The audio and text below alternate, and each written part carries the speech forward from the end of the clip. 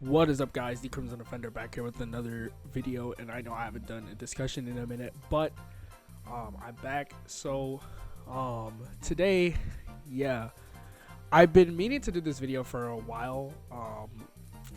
I think we're gonna talk about biggest problem, the Clanker problem, the Clankers. But yes, we're gonna get into this video because originally it was just about the effects it had on social media, but I think it's gotten a lot larger than that since I first had that idea. So we're gonna get into this video right now. We will see you there. I think it is first time to talk about YouTube and their AI policy they introduced a few months ago. Like I've said, I've had this video idea in my drafts for a while, but anyway, it reads as follows.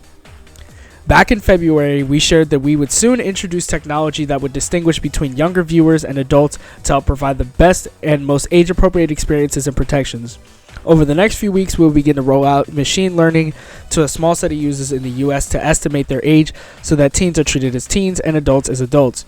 We'll closely monitor this before we roll it out more widely. Here's how it works. We will use AI to interpret a variety of signals that help us determine whether a user is over or under 18. These signals include the type of video a user is searching for, the categories of videos they've watched, and the longevity of their account. When the system identifies a teen user, we will automatically apply our age-appropriate experiences and protections, including disabling personalized advertising, turning on digital well-being tools, adding safeguards to recommendations, including limiting repetitive views for some kinds of content. And here's where it gets crazy. If the system incorrectly estimates a user to be under 18, they will have the option to verify that they are 18 or over, such as using a credit card or a government ID. We will only allow users who have been inferred or verified as over 18 to view age-restricted content that may be inappropriate for younger users. Now, I see what message they're trying to send, and honestly, it's as easy to see through them as it is to see through a piece of glass, because on the surface, it looks like they are trying to protect the kids from age-restricted content. However, why would they be asking for government IDs and credit cards, as if the company that owns YouTube doesn't already know our ages? Honestly, just sounds very crazy to me. Also, another reason where that plan falls flat is there is literally a separate YouTube app just made for kids that for some reason is neglected by the company, and they feel the need to punish us for the stuff that should be on a completely different app. I don't know, did the Spider-Man and Elsa stuff scare them that much? And it's not like we're just saying this stuff is happening and it's not actually happening to anybody, because this happened to my great friend Suppose Hale. You guys know him from basically every video ever. But here's what he had to say. I believe that the age detection policy here on YouTube is a breach of privacy for users, especially if the government would gain access to someone's personal information and data. And imagine if a data breach were to happen, the amount of stolen or lost information would be devastating for not only the YouTube community, but the entire library of online platforms in general. And trust me, I've had this happen to me as well, and it's not fun to have to give up that thing, especially like he said, if a data breach happens, if Google servers get breached, bro, everyone in the US is cooked. So yeah, we're gonna switch now to another app that also started using AI for an even more personal reason. And that app is Instagram, which I couldn't find an official document saying exactly what it did. But basically what Instagram is doing with its Meta AI is it is allowing Meta AI to look at artists' work that is posted on the app in order to train Meta's AI to be better to make AI prompts.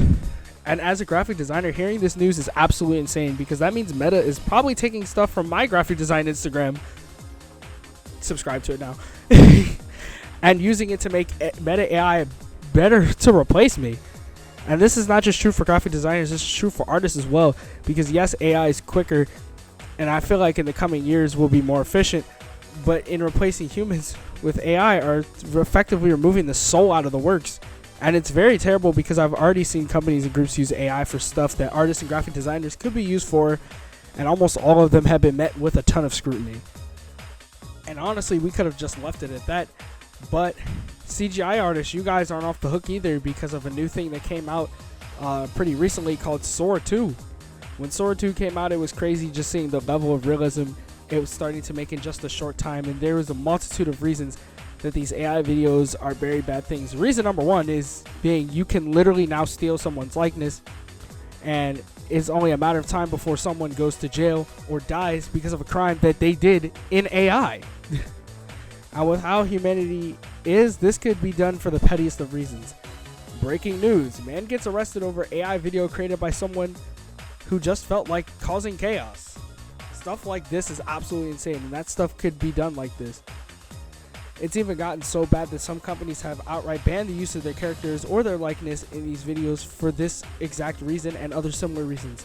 The other reason why Sora 2 is bad is very obvious. The same way that many AI is trying to dethrone artists and graphic designers, Sora 2 is coming for the CGI artists and animators and video editors, which I already explained why that's a bad thing, so I'm not going to explain it again. You can just rewind the video.